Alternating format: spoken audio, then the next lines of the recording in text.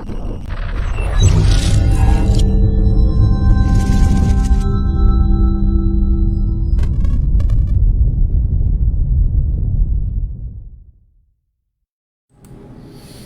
everybody, Glenn Campbell here with Deviation Sports Cards. Just going to do an SGC blind reveal. So I've been toying around with sending in these guys. I'm not a huge fan of their labels, but I did hear that they were doing some pretty good service, and I guess right now they are kind of considered we'll call it the third best grading company out there behind PSA and BGS. I don't know if I agree with that, but I figured I'd give them a shot. So I sent in three, we'll call it mid-tier vintage cards, just kind of give them a try, see how things go. So we're just going to get right into it. I am trying this on Facebook Live tonight. I plan on trying to do Facebook Live this Friday night when I do breaks, so I wanted to give it a try real quick before I jumped right into it. So we are going to give it a go and see how things work out. So I'm going to go ahead and get my focus locked in here, and then we are going to just break right into this. Okay, so here's the package. I'm going to go ahead and throw up the TRT time. I've heard these guys have been like super fast, and that is not an exaggeration. So basically I shipped these things in on the 14th of June.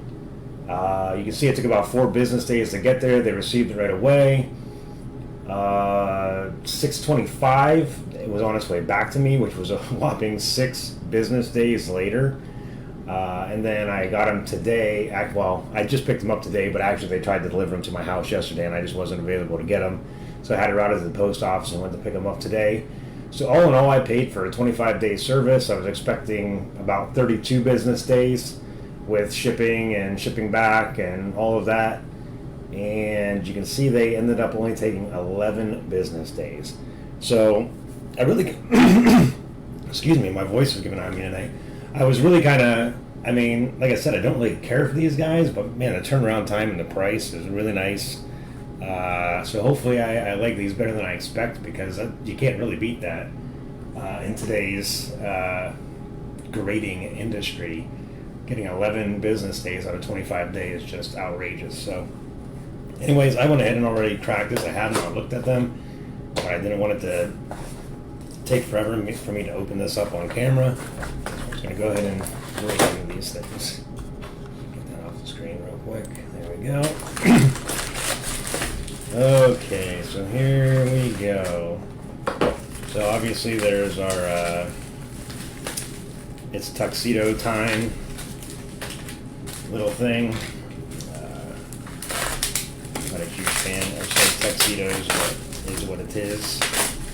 Okay, so packaged up real nice. Nice thick rubber bands here. I don't even remember what all I sent in here. So it looks like I sent in a Bobby Mitchell.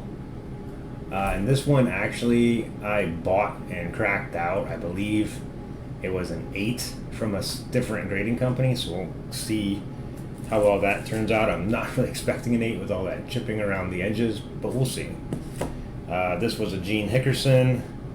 I believe it was from the 60s. I don't remember the exact year, but I'm a big Browns fan, so I like the old Hall of Famers. And then this one here was a Paul Warfield. So actually, let's go ahead and start with this Bobby Mitchell here. Okay, so there you can see the back of it. This is actually his second year card. It's not his rookie. And we got a 5.5. Wow. Okay, so that just goes to show you guys you can't really trust what you get from some of these other grading companies. I didn't think it was actually an 8. And I guess this just confirms my suspicions. So as far as the case is concerned, I don't know.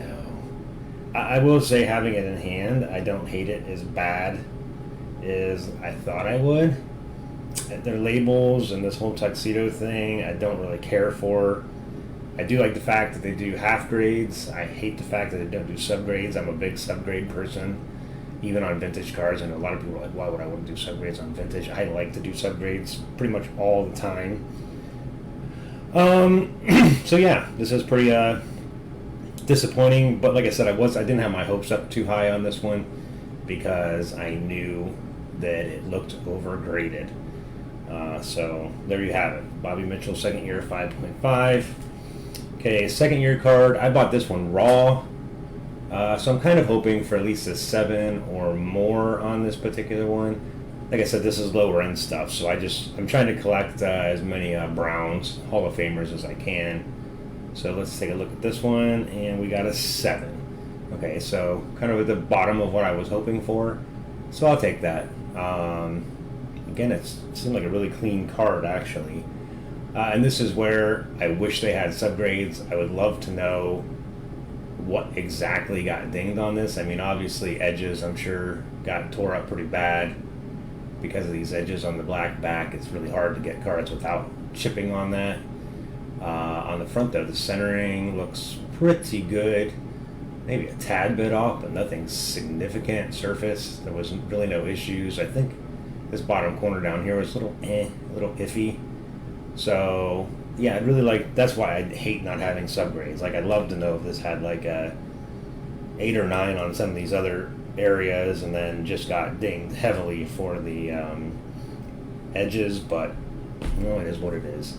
So that is one thing I don't like about this, and I also don't like these cases. I don't know anybody that's had an SGC case.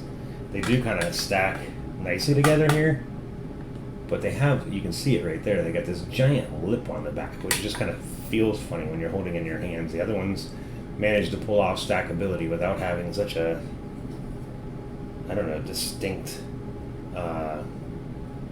call it indentation on the back of the slab. So anyways, a 7. I'm satisfied with that. That's kind of what I was anticipating on a lot of these cards, was a 7 or better. So then we have the last card here, which is a Paul Warfield. Again, a more difficult one.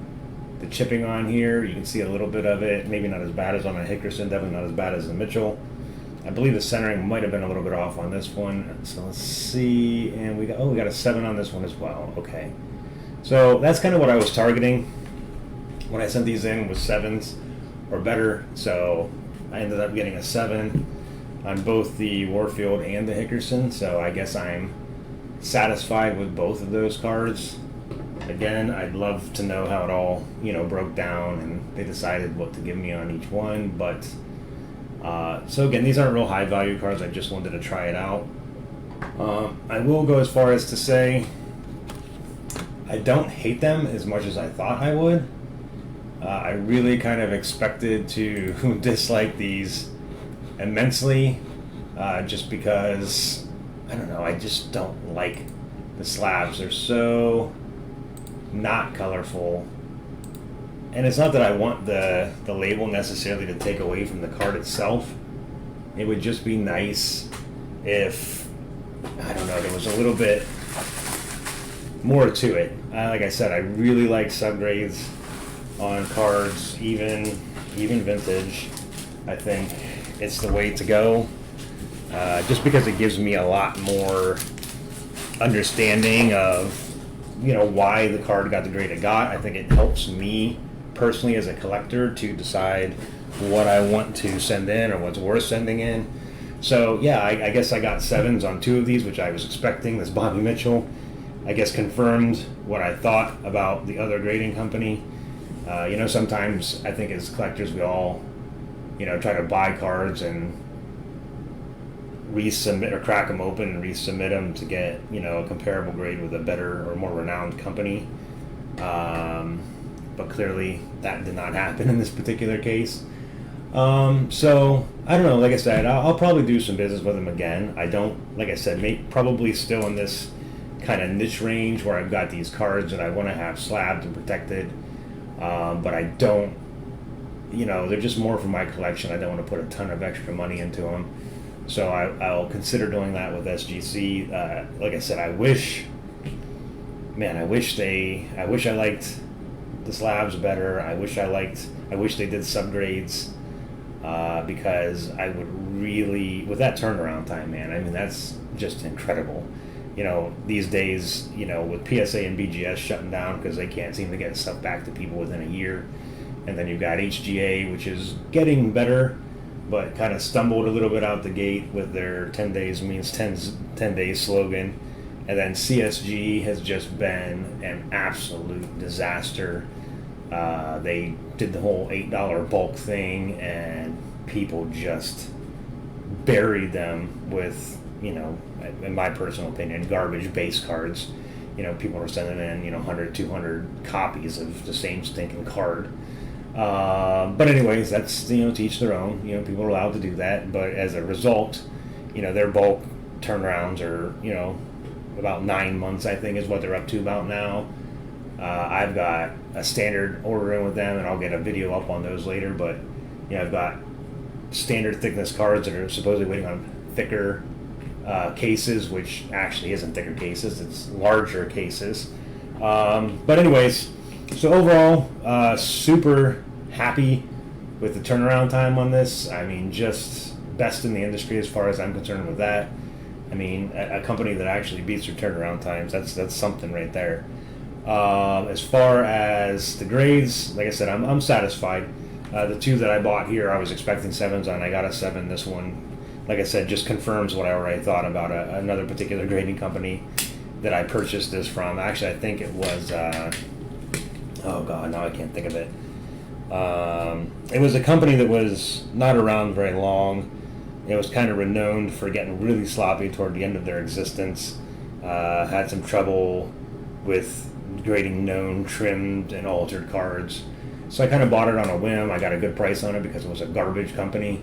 So I was just kind of curious to see how well the grade would translate over into one of the more reputable companies, and obviously not very well. So that's it, guys. Thanks for watching, and I'll talk to you all later.